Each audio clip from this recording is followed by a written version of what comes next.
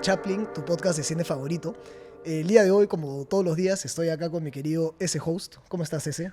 Ahí está, viviendo la vida loca. Ese está cansado, pero ese también está feliz, inspirado y con ganas de hablar de cine Es después que de mucho tiempo. ese, por más de que tenga una máscara, también es persona. Es verdad. Ese también se No, cansa. no olvidemos que eso es una persona. Así es. A Así es. veces. Un mortal. A veces, a veces. Y bueno, el día de hoy estamos muy felices, muy emocionados. Esa es la razón por la cual estamos en este set diferente. Porque nos ha concedido una entrevista, una eminencia del cine peruano. Realmente es un honor que haya aceptado darnos esta entrevista. Ha dirigido películas clásicas de nuestra cinematografía, como Alias La Gringa, Coraje, Malabrigo, Cuchillos en el Cielo y un gran sinfín. Así que para los que ya están adivinando quién es, dejo de dar preámbulos y le doy la bienvenida a Chicho Durant. ¿Cómo estás, Chicho? Bienvenido al sombrero de Chaplin. Gracias, Lucho. ¿Qué tal? ¿Cómo estás? ¿Cómo vives estos días? Un poco abrumado con lo de eminencia, porque nunca me he considerado ninguna eminencia. Bueno, pues que para nosotros que hemos crecido viendo tus películas, realmente poder conocerte y entrevistarte y ver qué conversación interesante nace partiendo del cine contigo es realmente un honor. Yo tenía una pregunta como para abrir la cancha. Me he dado cuenta que muchas de tus películas nacen de la realidad, ¿no? En el caso de Coraje, en el caso de Alias La Gringa. Son películas que parten de un relato que de alguna manera es anclado en la realidad. Y en el caso de Cuchillos en el Cielo también mencionabas que nacía de una historia que te contó Susana Villarán y que era sobre una chica que realmente existía. Y te quería preguntar más o menos qué es lo que te llama la atención de una historia para que digas, ok, esto vale la pena grabarse, ¿no? Porque tú debes escuchar un montón de historias que te cuentan en el día a día y quisiera saber cuál es un componente que a ti te atrae para llevarlas al cine. Es interesante tu pregunta porque me la he hecho muchas veces y siempre trato de poner en palabras lo que no es fácil. Hay historias que tienen un carácter cinematográfico, que tienen, a mi entender, un periplo, una manera en que entran y cómo se resuelven. Y si tiene los elementos para contarse dentro de lo que es el tiempo de una película, si tiene los personajes, si tiene los elementos. A veces aparecen historias que no... Mira, te voy a contar. A mí me dieron... Guillermo Portugal, me dio, cuando estaba terminando Malabrigo, sus 800 páginas que había escrito durante sus años en prisión, para que haga una película sobre él. Yo lo leí y dije, acá no hay una película, acá hay 20 películas. ¿Por qué habían 20 películas? Porque habían 20 historias, no sé, yo no lo veía así. Pero dije, pero en el capítulo 5 hay una película. Era La fuga de la lancha. Y ahí es donde empecé a trabajar con Watanabe esa historia. Malabrigo, por ejemplo, nace de un largo recorrido tratando de encontrar la historia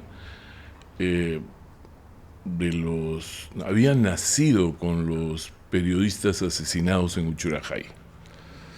La historia obviamente dio un larguísimo tour antes de terminar siendo lo que es, pero era una suerte de metáfora de los desaparecidos. Y yo había comenzado pensando en cómo se sentían las mujeres de los periodistas que desaparecieron semanas hasta que los encuentran. Y ahí la tuve. Y un día la convertí en un guión y nació una película. Sí, hay historias que tienen ese don particular para el cine. Otras no. Pero es muy subjetivo porque...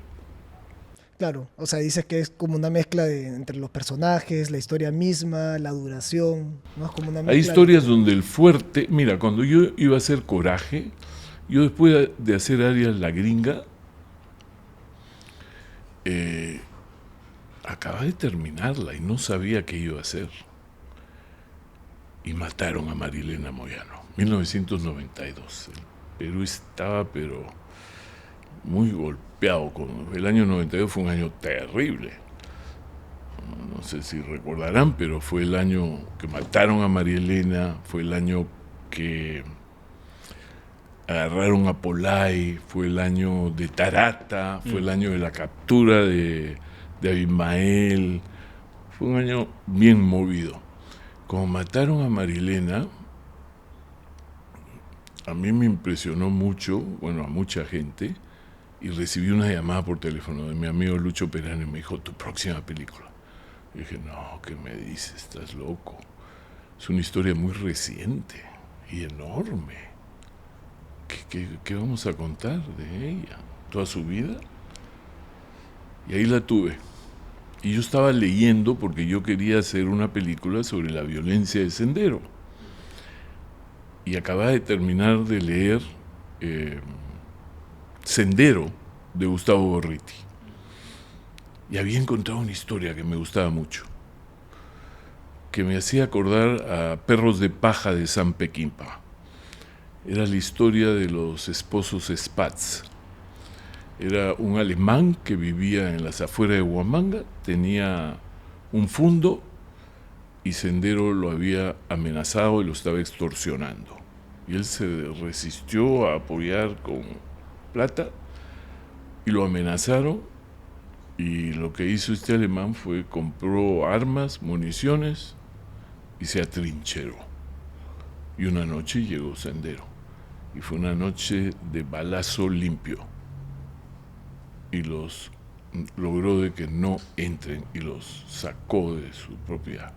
Al día siguiente llenó su camión de todas sus cosas y se fue. Y entonces yo fui a buscar a Gorriti, entro y Gustavo, le cuento a Gustavo y me dice, no, Chicho, la gran historia es María Elena Moyano. Esa es la historia de estos 10 años de guerra. Es la gran heroína, merece una película. Y te lo digo porque a mí me ha marcado, me dijo Alias la Gringa. ¿Así? Es que tú no sabes, el 5 de febrero yo me había sentado aquí con mi mujer a ver a Alias la Gringa en mi televisor. Tenía un VHS pirata y le dije a mi mujer, no contestamos el teléfono, nada, vamos a ver la película. Y empezó la película y empezó a sonar el teléfono. Yo no lo contesté y el teléfono seguía sonando y sonando hasta que se paró y le dijeron, ha habido un golpe de Estado. Acaban de cerrar el Congreso, han salido los tanques y han ido en busca de periodistas de oposición, la casa de Alan García, y él saltó, apagó la tele, corrió a su escritorio, prendió la computadora y cuando estaba buscando archivos para borrar, para descargar, tocan la puerta de su casa. Entonces sale y afuera le dicen, el señor Gorriti, y él le dice, voy a llamar al señor, le dice. Y se mete y empieza a bajar archivos y cuando mira por la ventana ya se habían metido por el muro y entraron y lo detuvieron y se lo llevaron al Pentagonito. Y me dice, me agarraron por haber estado mirando Alias la Gringa, carajo. Terminó como bueno, ahí Gringa. empecé a trabajar la historia de María Elena, que fue un proceso de 6 años. Yo cuando veía Alias la Gringa y veía toda esa parte de disparos y bombas cuando las Fuerzas Armadas entran a la prisión de los... La secuencia final, sí. La secuencia final. Yo decía, ¿qué caos debe haber sido o sea, qué estresante debe haber sido grabar esto, ¿no? Con tantos efectos especiales, cámara, grabando de noche, con tantos extras. Te quería preguntar un poco cómo recuerdas esa jornada de grabación. O sea, bueno, teníamos a 2 especialistas españoles, era una coproducción con Televisión Española, o sea, habían 2 técnicos de pirotecnia, porque en el Perú no había. Y ellos dieron mucha tranquilidad. Claro. Y hay anécdotas que yo cuento en mi libro de 72 fotogramas, que ahora les voy a dar uno por si no lo tienen. Ahí cuento esas anécdotas. Fue una sesión complicada. La filmamos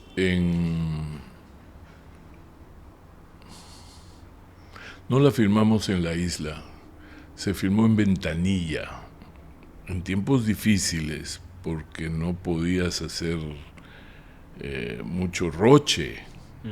Claro. Teníamos escenas donde los terrucos cantaban sus cánticos revolucionarios y ¡cállense! ¿Qué está pasando por ahí? Un convoy militar. ¡Shh! No, así era la cosa. Claro, también presentas cómo matan a uno de los reos, ¿no? O sea, como que sí tienes como planos o situaciones bueno, que aún mira, no fue fácil. La película se enfrentó sobre todo a Sendero. Estuve en enfrentamiento con gente de Sendero, aquí y afuera. Claro. Pero no fue fácil. Claro, y bueno, estaba viendo que también mencionabas en este libro de 72 fotogramas que cuando estabas grabando Coraje, también en un momento fueron a ver la tumba de Marilena Moyano y estaba tu tumba al costado. Sí, sí. Eso es en Coraje, sí. Coraje. Pero no era mi tumba, era un homónimo. Pero yo era pensé un que era una homónimo. ya. No, era un homónimo, pero en ese momento Claro. Alberto Durán era la tumba al lado de Marilena. Claro. Te dio escuché No. ¿Cómo grabas así, no? ¿Cómo sales a grabar después de eso? Claro. No, ese fue un rodaje complicado también. Es que yo veo tus películas y a mí me da la sensación de que todas son rodajes complicados porque grabas en mar, grabas en prisiones, grabas con una cantidad... Pero mira, hoy día justo extras. le recordaba a un amigo ahí en el velorio de Gianfranco Anichini, y me decía, La Gringa es mi película favorita. Le dije, sí, pero fue una película de 9 semanas de rodaje y tuvimos un presupuesto de $500,000, que hoy día no te sorprende, pero en 1991 era como un presupuesto de $2 millones. ¿Eh? Claro. Había plata. Si llevamos a 150 extras durante 15 días en la isla esta de Pachacamac, llevamos 100 camas, llevábamos todos los días tanques de agua, entraban embarcaciones con comida para 150 personas, teníamos seguridad, fue un rodaje complicado. Claro. Yo no sé si los efectos especiales, los disparos fue lo más difícil, pero en general fue un rodaje apasionante. Claro. ¿Y qué sientes que es lo que más te marcó de ese rodaje, ¿no? O sea, como, no sé si la lección que aprendiste o de qué manera saliste distinto de un rodaje así. Cada película Claro. tiene su propia intensidad y sus propias lecciones, para bien y para mal, porque uno aprende también de cada película de los errores que hizo o piensas, caray, lo hubiera hecho distinto, ¿no? No vuelvo a ver mucho mis películas, ¿eh? He vuelto a ver porque he hecho copias nuevas, se han remasterizado a partir de negativos, con unas copias increíbles de Malabrigo, que además fue muy triste la historia, porque los negativos estaban en Cuba, destrozados. Así que tuvimos que recurrir a copias positivas, 35, que se habían salvado de exhibición. Y hicimos un escaneo de alta calidad en Madrid y se recuperaron increíblemente. Pero Ojos de Perro no he podido ver. Con ese hablábamos antes de venir acá a la entrevista que Malabrigo nos hizo acordar mucho a Chinatown. Ah. En algún momento salió esa película dentro del equipo, tú la tuviste como referencia. ¿Cuáles son las películas que te sirven de inspiración para llegar a Malabrigo? Porque vemos como ecos de varias otras películas. Eso no se dice. No, para nada, no sé qué películas me pueden O si no es películas, ¿qué estabas viendo en ese momento, en el momento de generar la historia? Como para saber más o menos qué te Mira, alimentó. Malabrigo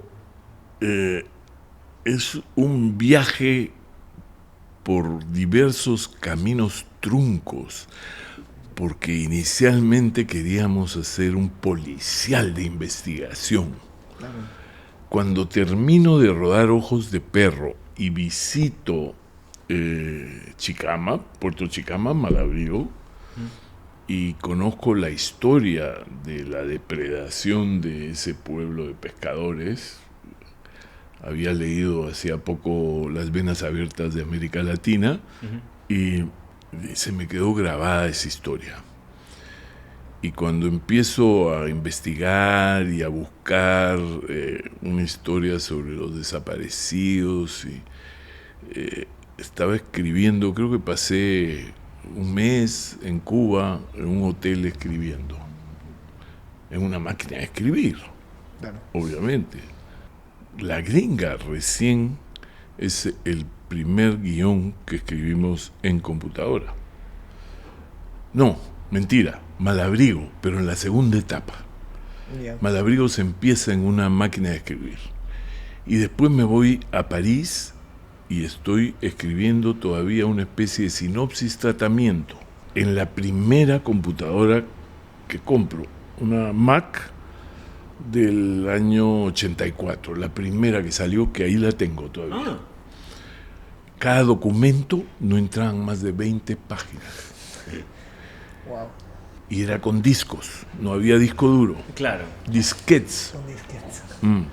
Y me empezó un momento a hacer varias preguntas a la computadora y yo dije, sí, y borré las primeras 40 páginas del tratamiento. Y me fui al Centro Mundial de la Informática en París a ver si lo podía recuperar. Me dijeron, sí se puede. Y los disquetes y me dijeron, pero son 800 francos. Puta madre, era un huevo de plata. Eran como $200. Y yo dije, no, lo vuelvo a escribir. Y empecé otra vez. Esa historia la escribí con Jorge Guerra, con Coco Guerra, quien fue mi actor en Ojo de Perro. Y fue un periplo largo, fue larguísimas sesiones acá en Lima, donde fuimos construyendo pues lo que sentíamos que había nacido como un thriller y después, claro, la historia fue agarrando cuerpo cuando conozco a Mayito, al director de fotografía cubano, que también le dio, a través de su propuesta fotográfica, porque yo era un amante del plano secuencia. O sea, yo venía de un acercamiento a una estética de los largos planos secuencias, ¿ya? Había una película griega que me fascinaba de Angelopoulos que se llama The Traveling Players. Y yo soñaba con hacer una película solo en plano secuencias, que ya los tenía en Ojos de Perro. Ya en Ojos de Perro pero sabía el costo que tenía después en el montaje. Cuando vi Malabrigo, ahora para la entrevista, me gustó mucho lo bien coreografiados que estaban los planos. Y te quería preguntar algo que es un dilema que a veces yo tengo a la hora de encarar un rodaje, que es, ¿qué viene primero, no? ¿El plano o el ensayo? El ensayo. El ensayo. Y en base a cómo lo que surge en el ensayo ya... La cámara es mi manera de ver el mundo de la realización. La cámara está al servicio de la puesta en escena. Y entonces, claro que hay ajustes. Cuando la cámara no llega, pueden avanzar, terminar un poquito más acá, puedes girarte un poquito, pero es la puesta en escena la que manda el plano. Y la cámara es una coreografía entre cámara y hay planos de alta complejidad, hay unos de mucha complejidad que no necesariamente se ven en pantalla, ni habían, el dolly era una citroneta, un Citroën que le habíamos quitado el motor, todo, y el Citroën tiene una suspensión espectacular, ¿ya? Ya.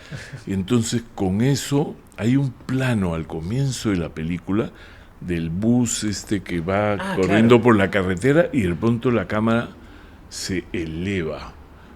Bueno, lo que pasa es que hay un desnivel y nosotros íbamos corriendo en la citroneta, con todos unos planos que tú dices que qué increíble ese dolly, es como una citroneta. En la playa, en la arena, no había manera de tirar ahí, estábamos metidos adentro, armar un dolly era una locura. Claro, no tiene sentido. Y habían planos muy complicados donde el fotógrafo, que era también camarógrafo, Mayito, que ha hecho las grandes películas de Tomás Gutiérrez Salea, trabajaba con una especie de un palo que era un trípode. O sea, ahí se apoyaba la cámara. Pues estábamos trabajando con una Arri BL35 que pesa unos 28 kilos, 30 kilos al hombro. Una brutalidad. Entonces cada vez que yo decía corte, él hacía ¡oh! Y al lado tenía al asistente que era para recibir la cámara. Claro, bueno, y filmadas con mucho ingenio, ¿no? O sea, desarmar un Citroën para hacer un dolly no es Mira, algo que se me hubiera ocurrido. sí, la idea la trajo él y acá salimos a buscar ese Citroën y a comprar uno deshecho. Ah, fue especialmente para la película. Sí, ¿no? claro. Ah, mira. Hubo mucho ingenio en esa película. Claro. Pregunta, ¿qué es lo que te seducía de los planos secuencia que admirabas a la hora de comenzar a contar tu La película y belleza, sí, lo que pasa es que también venía de la escuela de André Bazin, que decía que el montaje era una trampa. Que cuando tú tienes, que era un engaño y que el cine era verdad. Y el cine no podía jugarle a la mentira. Que cuando tú tenías un hombre perseguido por un león, si tú no tienes un plano donde ves al hombre y al león en el mismo plano y solo tienes el hombre, el león, el hombre, el león, estás engañando, así no es. Y esto es 1952, André Bazin, y después empieza la nueva ola francesa y el rompimiento, la distancia con toda la corriente académica del plano contra plano, dos personas, que había que encontrar una manera de darle la vuelta a eso. Y entonces la seducción también tiene que ver con una propuesta expresiva, con la belleza de la imagen. Mira, Tarkovsky. Bueno, claro. Claro. Y sigues, sigues pensando así el plano secuencia, sigues teniendo Mira, después he tenido, porque cuando tú ves Coraje, obviamente que hay planos secuencias, pero también te das cuenta que tienes que recurrir a los cortes por un tema de ritmo interno que después vas a sufrir. Yo hacía muchas veces un plano secuencia y después hacía planos de protección, porque cuando quieres acelerar, apurar, cambiar el ritmo de una escena o de una secuencia y no tienes dónde cortar porque es un plano secuencia, empiezas a sufrir en la mesa de edición y en la computadora, en la edición. Y entonces ahí es donde también a veces el tema es que tienes una tarde para resolver una secuencia. Claro. Y entonces ya, aquí y acá. Y salimos de esto, porque si no, no hay manera, ¿no? Si quieres elaborar una puesta en escena, se te va las horas y no terminas. Si tienes que salir de esa locación, estás jodido. Claro, claro. Y me ha pasado en el premio, en cuchillos. Uf. Sufrí porque tenía 4 semanas y media para hacer la película. Y poca Menos de plata. la mitad que en Claro. Alias Larín.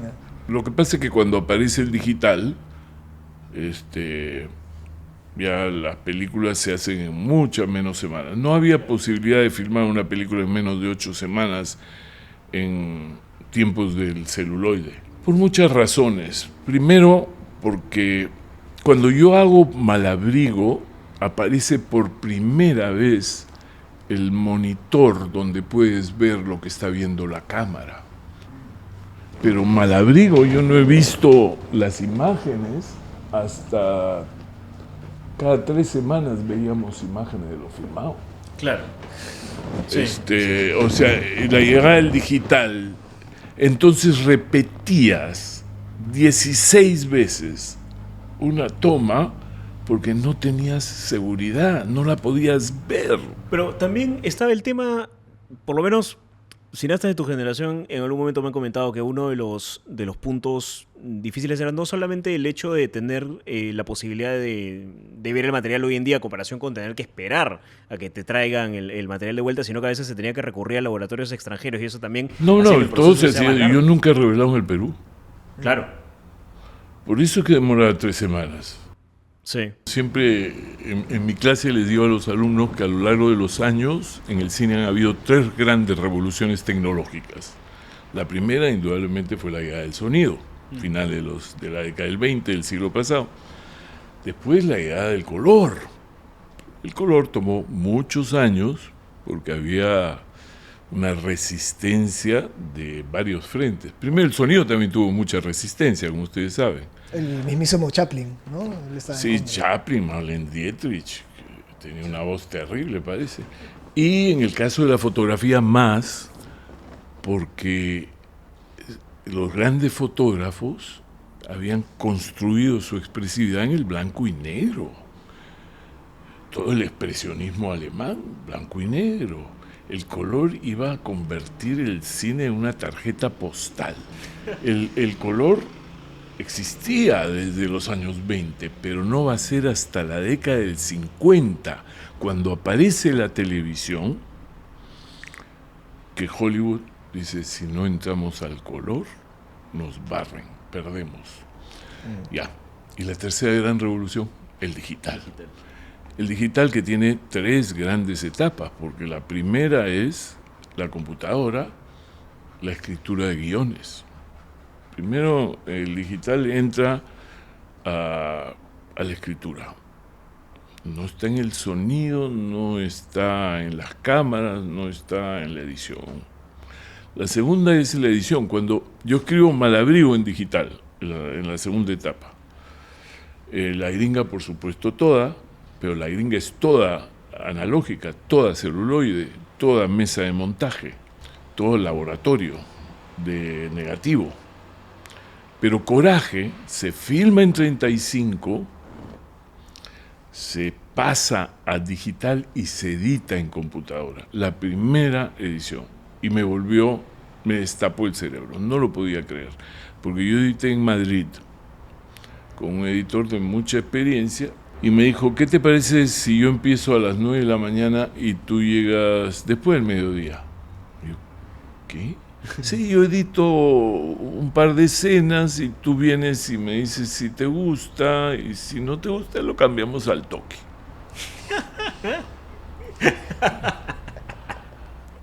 Y fue así, ¿ya? No, le dije, así no es así. Entonces, cut and paste. Y me destapó el cerebro. Y de ahí pasé hacer mi primera película. La siguiente que hice, Doble Juego, se hace en Super 16, porque todavía no había calidad en imagen. Estoy hablando de 2004. Todavía. Super 16 estaba entrando con fuerza, existía de hace algunos años, pero entra con fuerza para tratar de encontrar el cine independiente una manera económica, romper los altos costos. Entonces se hace en Super 16, pero ya el premio lo hago con digital. Claro. ¿Y prefieres hoy en día grabar en digital o en fílmico? Mira, el fílmico tiene una belleza fotográfica que el digital les va a tomar unos años alcanzarla, pero ahora hay muchas hay tecnología, hay muchas aplicaciones, para darle el tono cinematográfico que te gusta, pero el digital es fantástico. Yo creo que es fantástico. Bien. Ha hecho maravillas. Entonces el tiempo de rodaje bajó de una manera. ¿Por qué? Porque ves exactamente, o sea, cuando yo te digo que 9 semanas rodar La Gringa, es porque primero, no es porque no pudieras verlo porque tenías el monitor, sino porque ese monitor no revelaba exactamente lo que ibas a grabar. Y entonces el tiempo de espera del el fotógrafo, el tiempo que tenía que pasarse para calibrar la luz. Déjame un toquecito más en la cabeza aquí. Y tú desesperado ahí, ¿no? Mirando el reloj. El digital mató eso, pues, porque ya lo ves inmediatamente en pantalla, en tu monitor, cómo va a salir. Y bueno, ya que hemos entrado a esta parte del cine digital, yo quisiera saber qué opinas ahora de cómo ha cambiado la industria del cine con la llegada de plataformas de streaming tipo Netflix, Disney Plus, porque nosotros como internautas muchas veces nos llega, no sé, la opinión de Tarantino, ¿no? O la opinión de tal autor o tal autor. Quisiera saber tú cómo ves ese cine producido por plataformas que tiene un breve paso por salas, pero de ahí que la finalidad última es la plataforma, ¿no? ¿Cómo percibes Bueno, el eso? problema es que todas estas plataformas a las que recurrimos para ver películas discriminan mucho nuestro cine, ¿no? O sea, es una nueva forma de concentración monopólica de los cines independientes. Ellos ponen lo que la gente quiere ver. El gran cine independiente o el cine que se hace en Europa, no hay manera. Si no recurres a estas plataformas piratas como la rusa, Sí. no hay manera. O si no, tienes que ir a buscar el DVD. Por eso por eso escribí un libro sobre el pirateo, porque me di cuenta que, o sea, la lucha contra la piratería era nefasta, era perversa, Sí. contra el acceso a la cultura cinematográfica, en el caso particular del cine, porque las salas son lo que son. Sobre eso podemos hablar largo, pero en otro momento. Pero las plataformas donde Netflix tiene un monopolio, que ahora está de alguna manera, hay competencia de Amazon Prime, de Disney, de otras plataformas, de filming, etcétera. Pero tú agarras el control de televisión y ya Netflix está escrito ahí.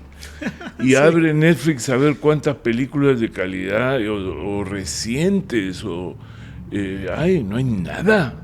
O sea, tienes que buscar como una aguja en un pajar. Yo me he metido a Amazon Prime y rastreas y rastreas lo mismo. Y te metes a Filming y claro, Filming tiene su ciclo, otro sistema. Y entonces todo es, y la manera en cómo se llega a esas plataformas, tú como productor independiente, o sea, todavía yo creo que el sistema se ha concentrado más, porque antes tú negociabas con una sala, podías salir en una sala de arte de ensayo, salías en pocas salas, te compraban canales de televisión, eso murió. Ya no compran los canales de televisión porque la gente ya no ve eso, ve plataformas.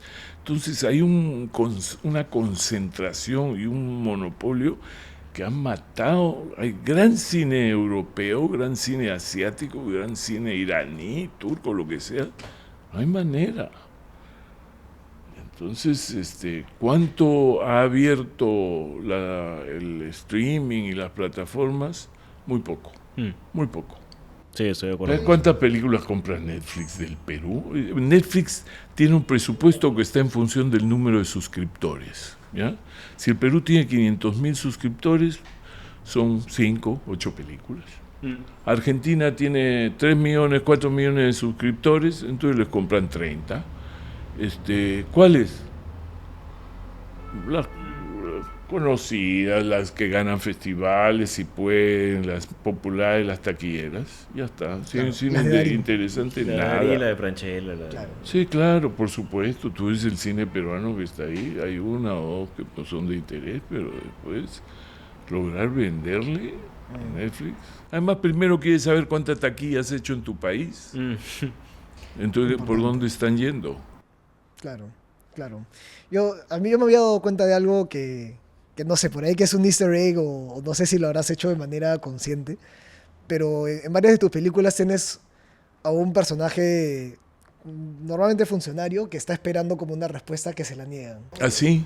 Está en el caso de alias La Gringa, ¿no? Que él está esperando que lo asciendan y al final le dicen que no. Ah, Y en el Malabrigo- alcaide. Ajá, el alcaide y en Malabrigo también, ¿no? Tienes a ese personaje que... Malabrigo parece un proceso burocrático. Sí. Sí. ¿Cuál? Es ¿El compañía de el que seguro? sale con la cantante. Sí. Ah, El policía. el policía. Sí, eso se repite, claro. Te quería preguntar si será por alguna No, razón. no, hay otras historias que se repiten en mis películas, que no es exacta. Pensé que era un guiño a Kafka, ¿no? No, Así. no, Claro. imagínate, no, para nada, no. Ah, ya, ok. Hay el tema, en mis películas está el tema de la mentira, el tema de los engaños, es un tema recurrente, que no ha sido tan consciente, sino que después he escrito un artículo sobre eso, porque uno a veces no se da cuenta de lo que está, de que te repites trabajando algunas ideas, ¿no? Claro. Y bueno, ya como un poco para ir cerrando, te quería preguntar, bueno, nosotros íbamos a tener esa entrevista unos días antes, pero me contaste que estabas escribiendo y me dio mucha curiosidad. ¿Se viene un nuevo largometraje o...? No, bueno, no lo sé. Mira, yo este guión que lo tengo trabajando muchos años, el año pasado, ante la frustración de no haber ganado DAFO por cuarta o quinta vez, decidí convertirlo en una novela. Y escribí una novela, Ah, que está ahora en manos de un corrector de estilo. Y ya la voy a editar. Pero he regresado al guión. La novela me destapó el cerebro también, porque en una novela tú entras a la psiquis de los personajes y entonces me regresó el guión. Y he regresado al guión dándole una vuelta, hablé con Gustavo, insiste que hay que hacerla, pero necesitamos la plata, que no sé qué. Y entonces dije, pero vamos a ver si la puedo hacer a presupuesto mínimo. Y ver si puedo cambiar la escena de la cafetería por una escena en una playa de estacionamiento. Y empecé a hacer eso. Y de pronto me di cuenta que el guión se estaba adelgazando demasiado. Que estaba perdiendo. claro. Y entonces he regresado para atrás. Estoy sumergido en cambios de tiempo. Empecé a contar la historia en tiempos distintos. En fin, estoy trajinando ahí. Bueno, ojalá la termines pronto Sí. y podamos verla, ¿no? En el Ojalá medio, la que sea. la haga. En el medio que sea. Ya. Y bueno, ya, Elías, dinos un personaje random. Puede ser cocinero, dealer de poca monta, gángster. Optimus Prime. Ya. Ya, robot, ¿no? Para que no... Sí, un robot. Ya, un robot. Un robot. Ya, Robot. ya, Un robot. ya. Un robot. Ahora, un espacio tipo playa, isla, montaña, nevado. Un burdel. Ya, Ah, bueno. robot, En burdel, un burdel. Un burdel. ya, y un género de cine. Puede ser vaquero, ciencia ficción, melodrama, terror, suspenso. Ya, sí, una de terror. Ya, entonces tenemos que hacer la sinopsis de un en el que hay un personaje que sea un robot, que ocurre en un burdel y que el género sea de terror. ¿Por qué? Ya. Bueno, Ah. ya. Ya yo puedo comenzar diciendo que se trata de un científico llamado Alberto, que acaba de crear su primer robot que funciona independientemente a sus programaciones y se ha ido a un bordel a festejar. El robot. El robot. El robot, sí. El robot dijo, mi primera decisión autónoma y libre de cualquier programación es irme a un burdel a celebrar Ya. mi nueva vida. Ya. Entonces, ¿Qué hace? claro, ¿qué hace? Bueno, si el robot no ha sido bien configurado sobre su sexualidad, de pronto se entusiasma con un poste ¿no? Y empieza con un poste que de repente tiene pequeños brazos y estoy pensando en camote, ¿no? Claro. Elías, ten Se cuidado. entusiasma, de Claro. repente tampoco tiene muy claro si su sexualidad, cuál es su género. Claro, si le gusta el poste o le gusta la tuerca, ¿no? Sí, claro. Y hasta que de pronto viene el dueño, ¿no?, del burdel, y lo ve como un degenerado, ¿no?, porque está con el poste. Porque el robot no tiene, digamos que no es una máquina físicamente, sino tiene el cuerpo de una persona. Claro, podría parecer una persona. Totalmente. Claro. Y ahí es cuando la cosa se empieza a poner de terror, ¿no? Porque vienen los matones del burdel, las mismas trabajadoras, se empiezan a ir contra él, se mofan de él, y el robot corta circuito. Y bueno, pues los mata a todos. No vamos a llegar muy lejos con esa No vamos a llegar muy lejos con esa situación. Bueno, igual fue un intento valiente. Muchas gracias. Muchas gracias a todos por escucharnos. Muchas gracias, Chao. Chicho, por concedernos Gracias de a nuevo ustedes. esta entrevista. Gracias a de verdad ustedes. que ha sido un placer, ha sido un honor y esperamos de verdad Gracias. que puedas terminar pronto Gracias, tu que novela, tu que película, tengan éxito. y lo podamos Ustedes ver. también. Gracias. Y a ustedes que nos han acompañado hasta acá, muchas gracias por haber escuchado el podcast. Suscríbanse, pónganos en los comentarios qué les gustó más, si les gustarían más entrevistas, si les gustaría más análisis, y nos vemos en una próxima ocasión.